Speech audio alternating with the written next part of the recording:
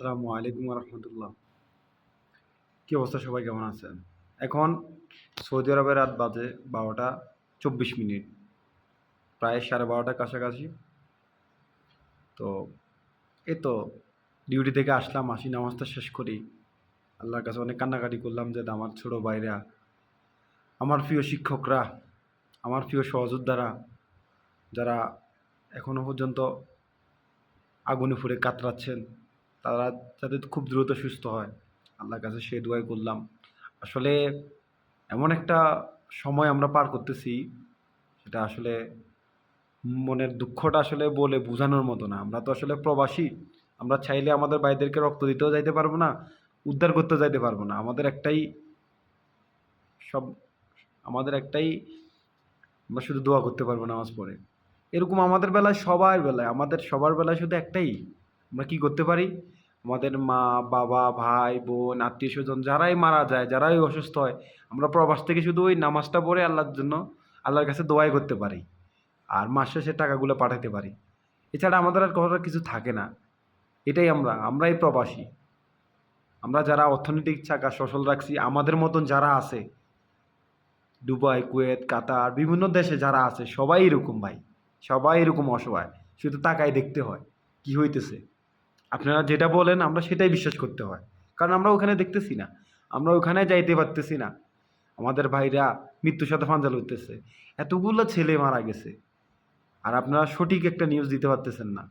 আর একটা কথা ভাই, এই বাচ্চা, ছোট, ছোট বাচ্চাদেরকে নিয়ে রাজনীতি না করলে হয় না? আপনারা কেন যাবেন সেখানে? জামাত, বিএনপি, এনসিপি যতগুলো দল আছে, আমি বলতে চাই যে যতগুলো দল আছে, আপনারা কেন যাবেন হসপিটালে? আপনারা দূর থেকে খোঁজ খবর নেন। আপনারা তো ডাক্তার না, আপনারা তো রক্তও দিবেন না, তাইলে আপনাদের কারণে তাদের চিকিৎসা ব্যাহত হচ্ছে। একটা ভিডিওতে দেখলাম একজন ডাক্তার আপনাদেরকে হাত জোর করতেছে। তাহলে এগুলো কেন করতেছে? আরে ভাই, আপনারাও তো মানুষ, আপনাদেরও তো সন্তান আছে। ওই ছেলেগুলা আপনাদের না, কিন্তু কারো না কারো ছেলে তো, কারো না কারো ভাই, কারো না কারো ভাতিজা। আরে মানুষ, আমরা কবে মানুষ হব? আরেকটা নিউজ দেখলাম কি, ওই যে স্টোন স্কুলের সামনে, স্কুল কলেজের সামনে যে দোকানগুলো আছে, দোকানগুলো ঠান্ডা পানির একটা বোতল 600 টাকা চায়। 30 টাকার পানি 600 টাকা। আরেকটা নিউজে দেখলাম কি, আপনার রিক্সা ভাড়া যেখানে 100 টাকা, ওইখানে 300 টাকা চাইতেছে। সিএনজি ভাড়া যেখানে 200 টাকা, সেখানে 1000 টাকা চাইতেছে। হায় রে মানুষ! আরে ভাই, আপনিও তো মারা যাবেন, আমিও মারা যাব, সবাই মারা যাবে। একদিন সবাই মারা যাবে, কেউ থাকবে না ভাই। বিশ্বাস করেন, আমরা যখন কাজ করি, আমরা কাজের ফাঁকে ভিডিওগুলো দেখার চেষ্টা করি ভাই। আসলে কি হইতেছে, কতজন মানুষ মারা গেছে। ওরা আমার কেউ না ভাই, আপন। তারপরে মনে হইতেছে যে আমার আপন, খুব আপন। বিশ্বাস করেন, খুব কষ্ট পাইতেছি।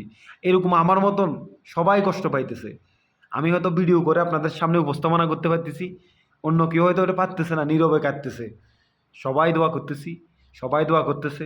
ইনশাল্লাহ যারা অসুস্থ আছে, আল্লাহ যাতে তাদেরকে খুব দ্রুত সুস্থতা দান করে। আর আমরা আশাবাদী, আমরা অন্তত 2025 সালে আশাবাদী যে আমাদের লাশ নিয়ে যাতে আর কোনো ছিনিমিনি না হয়। অন্তত কয়টা মানুষ মারা গেছে, এই সঠিক নিউজটা যাতে হয়, সঠিক একটা তদন্ত যাতে হয়।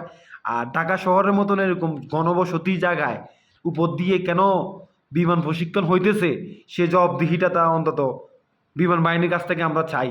আমরা প্রবাসীরা চাই, আমি প্রবাসীদের পক্ষ থেকে আমরা চাই এটা। আপনারা এটা অবশ্যই জবাবদিহিতা করবেন। আপনারা যারা সচেতন মহল আছেন, যারা দেশ চালাইতেছেন, যারা দেশের উচ্চ পর্যায়ে দাঁড়ায় বসে আছেন, আপনারা এই ছোট্ট নিষ্পাপ শিশুদের জন্য অন্তত এই জিনিসটা করে মানুষকে দেখান যে না, আমরা এদেশে বিচার করতে পারি। এটা সত্যি একটা বিচার হবে। আর যে ভাইরা সারাদিন অক্লান্ত পরিশ্রম করছে, তাদের জন্য মন খুলে দোয়া করি, আল্লাহ যাতে সে ভাইদেরকে দীর্ঘ হায়াত দারাজ করুক।